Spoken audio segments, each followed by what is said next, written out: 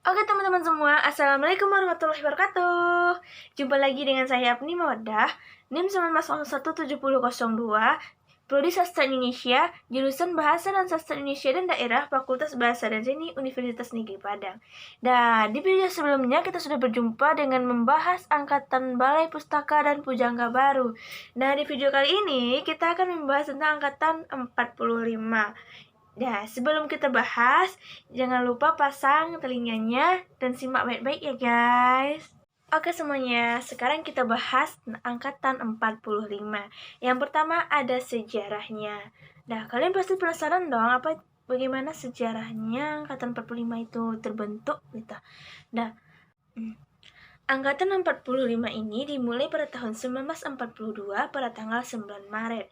Nah, pada saat itu terjadi pengambil alihan kekuasaan Jepang di Indonesia. Sejak tahun itulah terjadinya perubahan besar terhadap revolusi kebudayaan.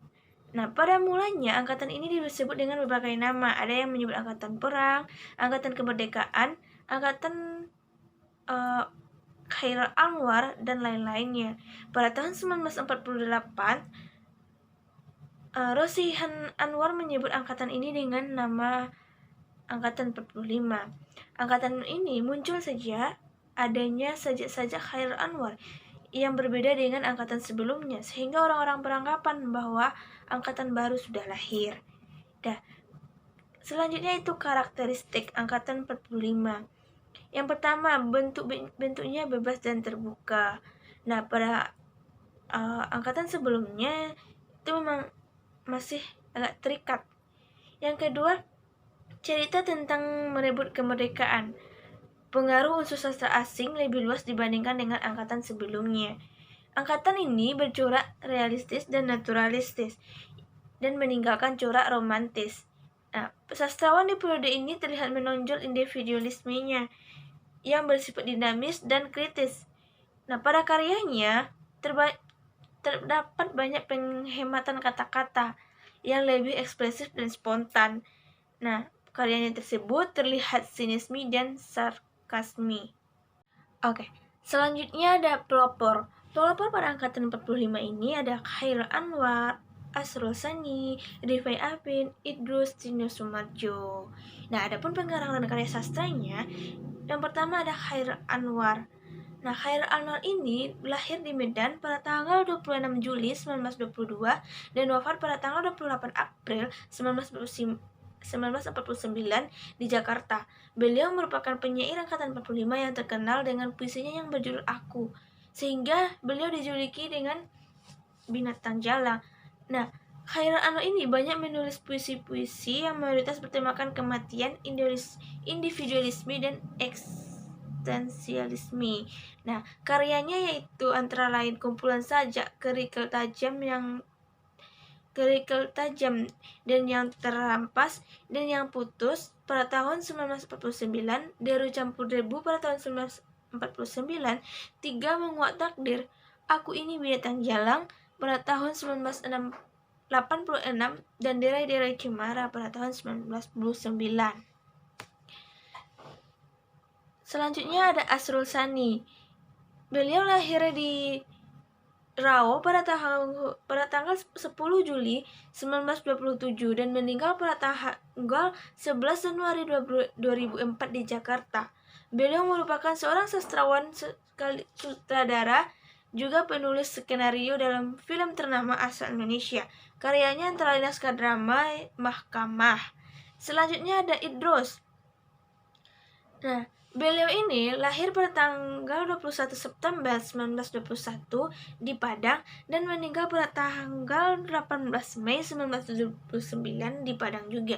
Ia pernah menjadi Direktur Balai Pustaka pada tahun 1943 sampai dengan 1949. Beliau juga merupakan Kepala Bagian Pendidikan GIA pada tahun 1950 sampai 1952. Beliau juga merupakan dosen Universitas Monash pada tahun 1965 dan sampai 1979. Ia juga pernah menjadi Direktur Majalah Indonesia dan Kisah. Karyanya yang terkenal antara lain yaitu drama Dr. Bisma pada tahun 1945, kumpulan cerpen dan dramanya dari Ephemeria ke Jalan Lain ke Roma pada tahun 1948, drama Keluarga Surono pada tahun 1948, novel Aki pada tahun 1949, dan novel Perempuan dan Kebangsaan pada tahun 1949. Nah, pengarang selanjutnya yaitu Rifai Apin. Beliau merupakan sastrawan Indonesia yang lahir pada tanggal 30 Agustus 1927 di Kota Padang Panjang dan meninggal pada April 1955 di Jakarta. Karyanya antara lain itu Gema Tanah Air 1948, Tiga Menguak Takdir pada tahun 1950, Dari Dua Dunia yang Belum Sudah pada tahun 1972.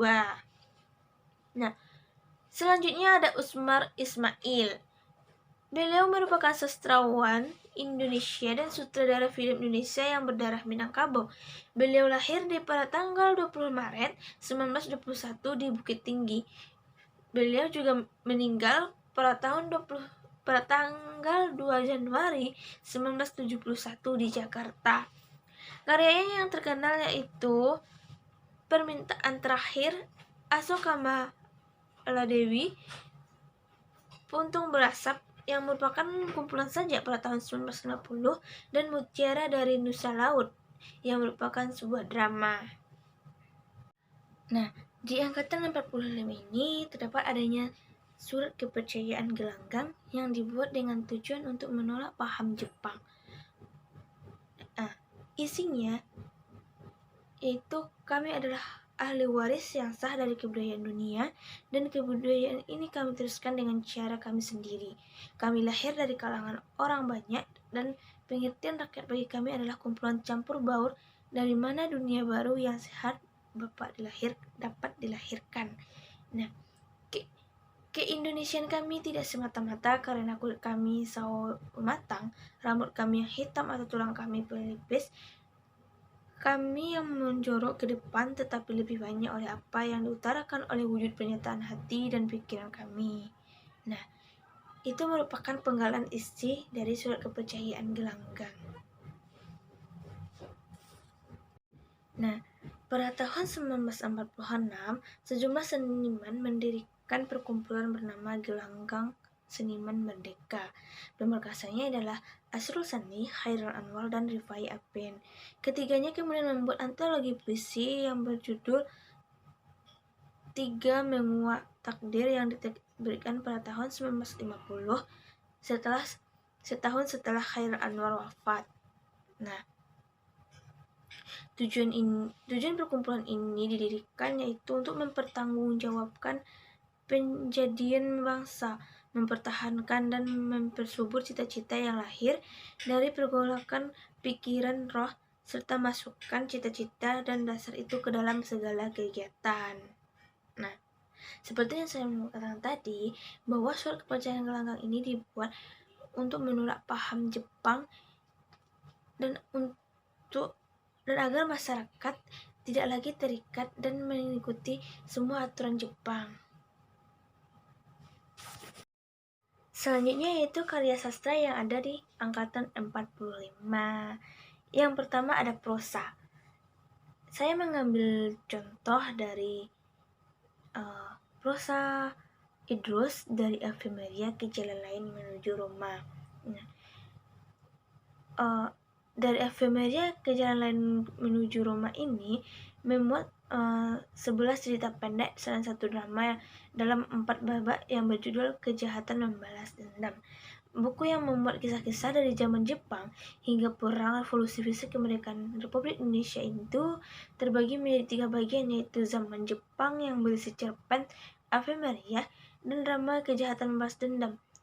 Coret-coret di Bawah Tanah yang berisi 7 cerpen Kota Harmoni, Jawa Baru, Pasar Malam Zaman Jepang, Sanyo, Fujinkai, Oh, dan Heiho, serta sesudah 17 Agustus 1945 yang memuat 3 cerpen Kisah Sebuah Celana Pendek dari Surabaya dan Jalan Lain ke Roma.